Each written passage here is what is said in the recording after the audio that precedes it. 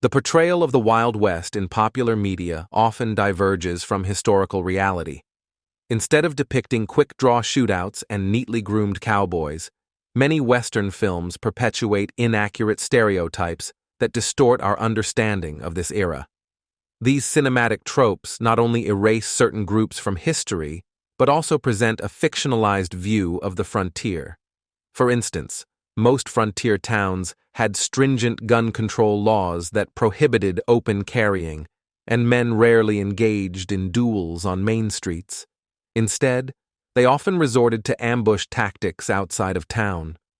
One common misconception perpetuated by Western movies is the exaggerated presence of tumbleweed. Botanists assert that tumbleweed was not prevalent around early Western towns when they were established. While this inaccuracy might seem benign, other tropes have more detrimental effects, particularly in their portrayal of Native Americans and Mexicans. Often depicted as either evil antagonists or noble savages, these representations reinforce harmful stereotypes. During the peak of the Western film era in the 1950s and 1960s, Hollywood frequently distorted history by casting white actors in roles intended for black frontiersmen or by omitting people of color altogether. This selective portrayal of history, driven by the desire to tell captivating stories, perpetuates the same inaccurate tropes across generations. Standoffs and quick-draw shootouts. The recurring trope of a stranger arriving in town and immediately facing a quick-draw challenge is a popular theme in Western films. These cinematic portrayals often depict frequent gunfights, which heighten the dramatic tension but deviate significantly from historical reality. In actuality, the prevalence and nature of duels in the Old West were largely misrepresented in Hollywood. The terminology used in Westerns, such as gunslinger, is itself historically inaccurate. The term emerged from movies rather than actual historical usage. Those known for their marksmanship were typically referred to as shootists rather than gunslingers, and formal duels like those depicted in films were rare occurrences. Standoffs and showdowns on main streets, often depicted with low-slung hip holsters, were largely inventions of Hollywood. In reality, firearms like shotguns and rifles were more commonly used than pistols, and confrontations resembling quick-draw duels were exceedingly uncommon. The legendary high noon duels seen in Westerns, where opponents face off dramatically in the middle of a street, were exceedingly rare in the authentic Old West. Historical records document only a few instances of such confrontations. Notably, Wild Bill Hickok's fatal encounter with Davis Tutt in Springfield, Missouri, and Jim Courtwright's demise in his duel with Luke Short represent rare instances of dramatic street duels.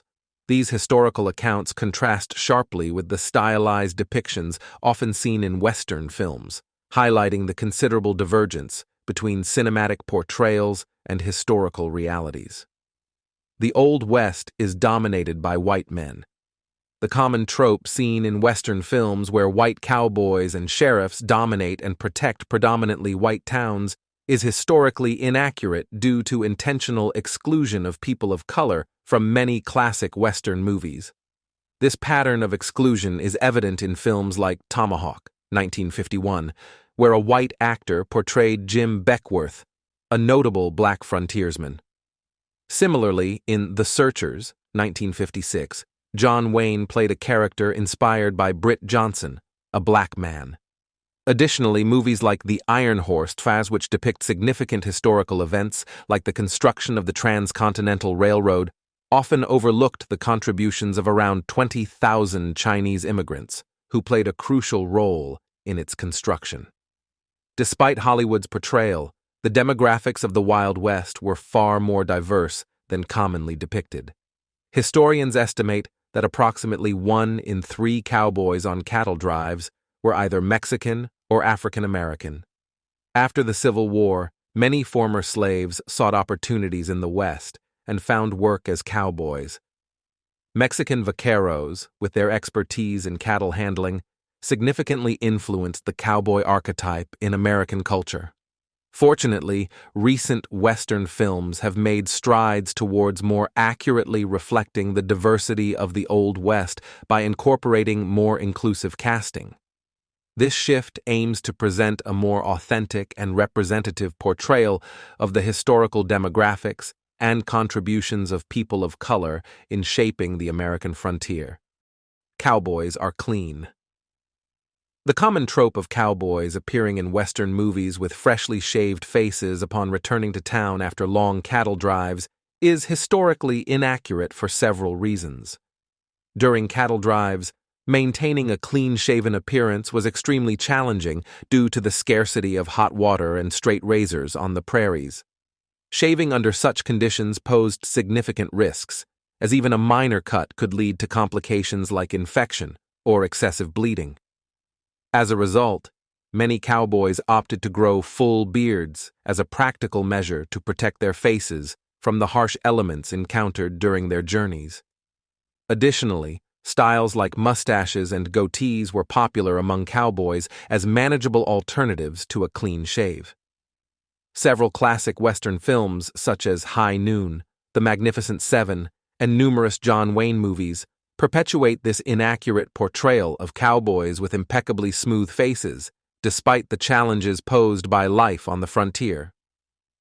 These cinematic representations often overlook the practical realities faced by cowboys during cattle drives, where grooming and personal hygiene were secondary concerns compared to survival and managing the demands of the trail.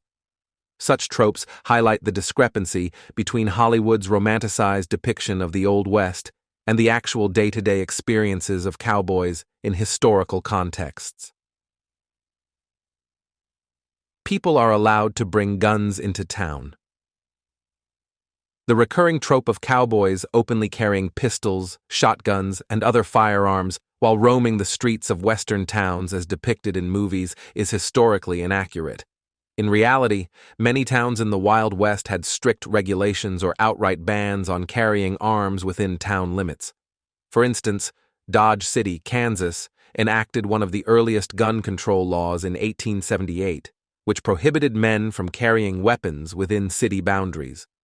Similar ordinances were common across the western frontier, where visitors were required to deposit their firearms with the sheriff upon arrival in town.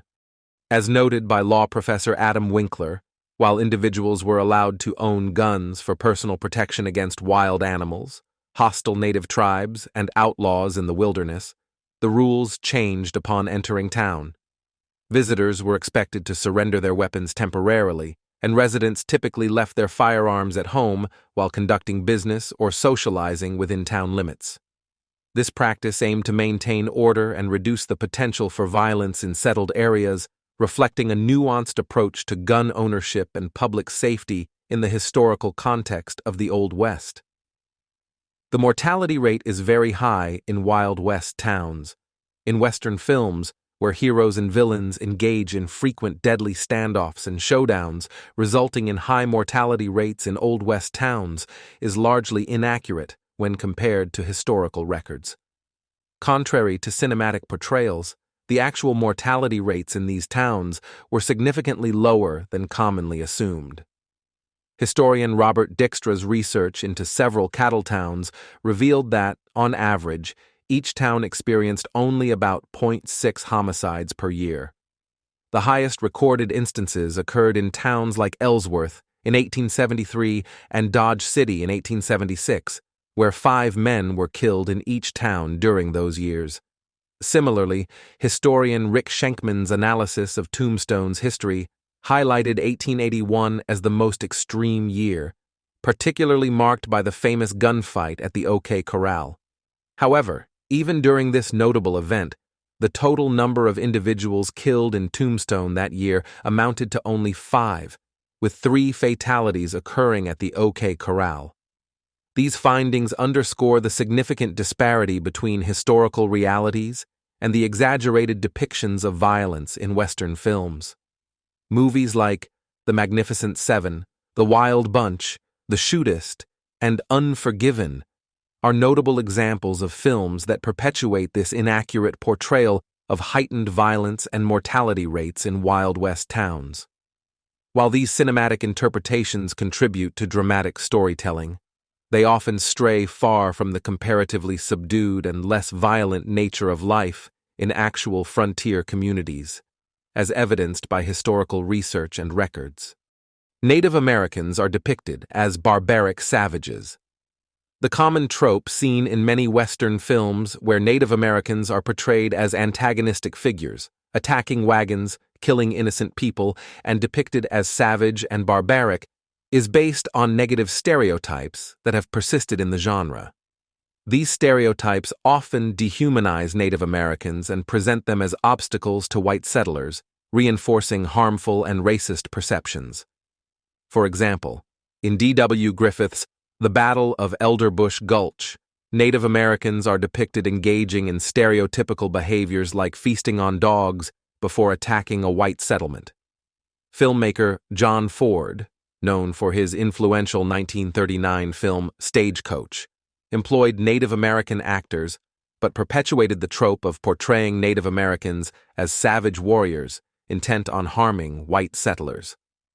This trend in Western films contributed to a broader narrative that vilified Native Americans and simplified their cultures into two-dimensional, villainous caricatures.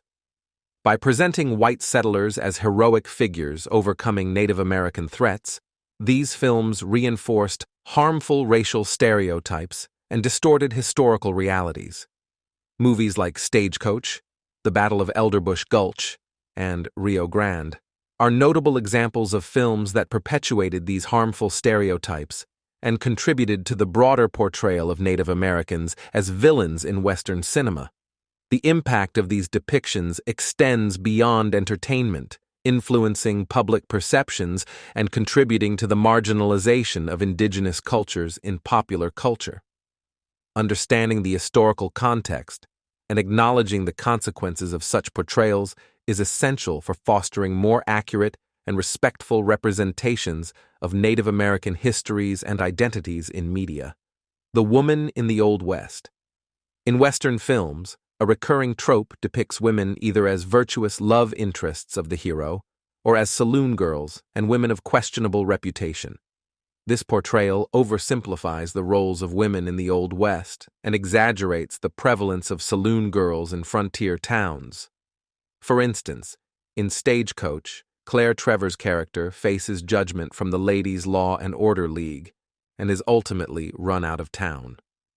Similarly, in Destry Rides Again, Marlene Dietrich's character, while initially depicted as part of the saloon scene, is ultimately portrayed with a redeeming quality by saving the hero's life. Although Westerns predominantly focus on male characters, women in the Old West had more diverse opportunities than often depicted in movies. For example, the Wyoming Territory granted women the right to vote in 1869, well before it became a federal law in the United States. In Mexican parts of the Southwest, women enjoyed more legal rights compared to other regions of the country. Additionally, many women in the frontier worked as physicians, challenging stereotypes and contributing significantly to the development of these communities. While it is true that some women in the Old West engaged in occupations commonly associated with the oldest profession, such as prostitution, they represented only a fraction of the diverse roles women played in the region. The exaggerated presence of saloon girls in Western films does not accurately reflect the range of opportunities and contributions made by women in historical frontier settings.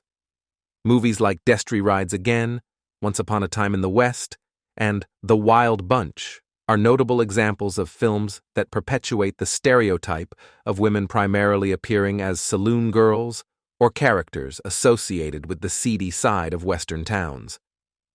However, the reality of women's experiences in the Old West was far more complex and varied, showcasing their resilience, agency, and diverse roles within frontier communities. Understanding and portraying these historical nuances is essential for creating more nuanced and respectful representations of women in Western narratives. Native Americans. In Western films, a common trope involves Native American characters imparting wisdom to white protagonists, who then use this knowledge to ultimately save or benefit Native Americans. This narrative often portrays Native Americans as noble savages, closely connected to nature and willing to share their insights with white settlers. However, this depiction is inaccurate and rooted in harmful stereotypes that oversimplify the complexities of Native American cultures. The concept of noble savages perpetuates the same damaging stereotypes as the portrayal of barbaric savages, reducing Native American characters to one-dimensional stock figures within the narrative arc of white heroes. For instance, iconic characters like Tonto from The Lone Ranger exist primarily to assist the white protagonist, rather than being fully realized individuals with their own agency and depth. Many Western films present Native American perspectives solely through the lens of white protagonists, exemplified in movies like Dances with Wolves. In this film, Kevin Costner's character is portrayed as bringing enlightenment and empowerment to the Lakota people by teaching them warfare techniques, reinforcing a narrative of Native Americans as inherently dependent on white guidance and intervention. The trope becomes even more problematic when white actors are cast to portray Native American characters, a practice that was prevalent in the mid-20th century and continues in some instances today. This erasure of authentic Native American representation further perpetuates stereotypes and distorts historical realities. Movies like The Lone Ranger, Dances with Wolves, and Geronimo are notable examples of films that employ this trope, depicting Native Americans in a manner that diminishes their agency and complexity while centering the narratives around white perspectives. Understanding the impact of these portrayals is crucial for fostering more respectful and accurate representations of Native American cultures and experiences in media. Honorable men. In Western films, there's a recurring trope where honorable characters never draw their guns first during a standoff. Instead, they wait for their opponent to make the first move before responding with lethal force. An example of this is seen in the 1971 film Lawman, where Burt Lancaster's character adheres to this principle, claiming that honorable men do not initiate gunfights, but rather react to their opponent's actions. However, this portrayal is largely inaccurate when compared to historical realities. In reality, waiting for an opponent to draw first in a gunfight was highly risky and likely to result in serious injury or death. Historical accounts of real gunfighters show that they often entered confrontations with their firearms already in hand, prepared to shoot if necessary. For instance, Tom Nixon, the assistant marshal of Dodge City in 1884, found himself in conflict with Dave Mather, a former assistant marshal. When Nixon initially fired at Mather but missed, Mather subsequently sought revenge by ambushing Nixon a few days later and shooting him without warning.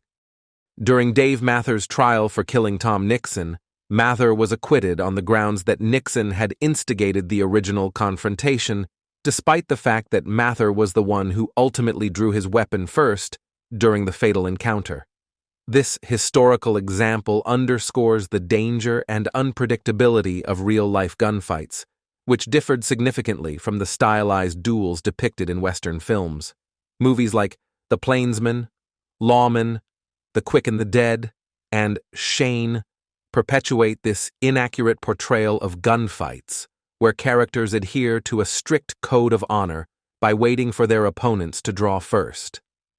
However, historical evidence suggests that such notions of honor and fairness were rarely observed in actual confrontations between gunfighters, highlighting the contrast between cinematic tropes and the harsh realities of life in the Old West. Common tumbleweeds.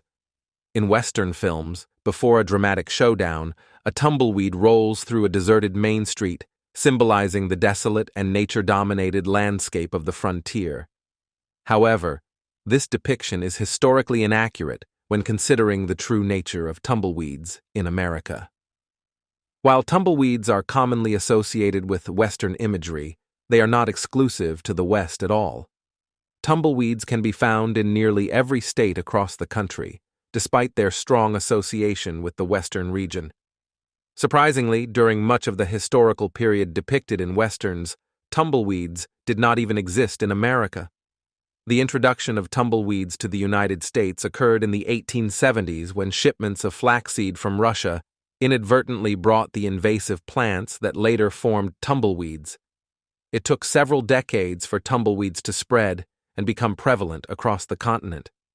Movies like Silverado and Tumbleweed are examples of films that perpetuate this inaccurate depiction of tumbleweeds as synonymous with the American West. Understanding the true origins and spread of tumbleweeds is essential for recognizing the historical context behind their presence in Western cinema. Mexicans are either evil. In Western films, a common trope portrays Mexicans either as villains who raid towns, steal women, and oppose the heroes, or as defenseless individuals in need of rescue from harm. However, this depiction is historically inaccurate and perpetuates harmful stereotypes about Mexican communities in the Old West. By the 1700s, descendants of Spanish colonists had been ranching in the region for over 2 centuries and were as diverse in attitudes and behaviors as their white counterparts. Mexican cowboys represented 1 in 3 of the cowboys in the Old West, and Mexican communities were vibrant and thriving. Unfortunately, instead of portraying the rich and varied experiences of Mexicans in the West, movies reduced Mexican characters to simplistic obstacles for white protagonists. Similar to Native Americans, Mexicans were often portrayed as evil, dirty, and ignorant, reinforcing negative racial stereotypes. For example, in North of the Rio Grande, a white woman teaches Mexicans to use soap, perpetuating the stereotype of Mexicans as unclean. In The Bad Man, a white actor darkens his face with makeup to play a villainous Mexican character, further emphasizing the racist nature of these portrayals. In addition to villainous depictions, Mexican individuals, especially women, were often depicted as helpless victims of crime, relying on the white hero for salvation. This narrative echoes the trope of the noble savage and barbaric savage dichotomy seen in Native American portrayals, further underscoring the pervasive racism inherent in these cinematic representations. The offensive stereotyping depicted in these films has even led the Mexican government to consider outright bans on such movies. Movies like A Fistful of Dollars, The Magnificent Seven, and The Searchers are notable examples of films that perpetuate these harmful stereotypes about Mexicans in Western cinema. Understanding the impact of such portrayals is crucial for challenging racial biases and promoting more accurate and respectful representations of Mexican history. While Western movies provide thrilling entertainment and iconic imagery of the Old West, it's important to recognize the historical inaccuracies embedded in many of these beloved films. By understanding the true complexities and nuances of life on the frontier, we can appreciate the rich history and diverse experiences of the people who shaped the American West. If you enjoyed learning about these historically inaccurate tropes in Western movies, be sure to subscribe to our channel for more insightful content on film history, cultural analysis, and debunking common misconceptions. Subscribe now to stay informed and entertained. Thank you very much.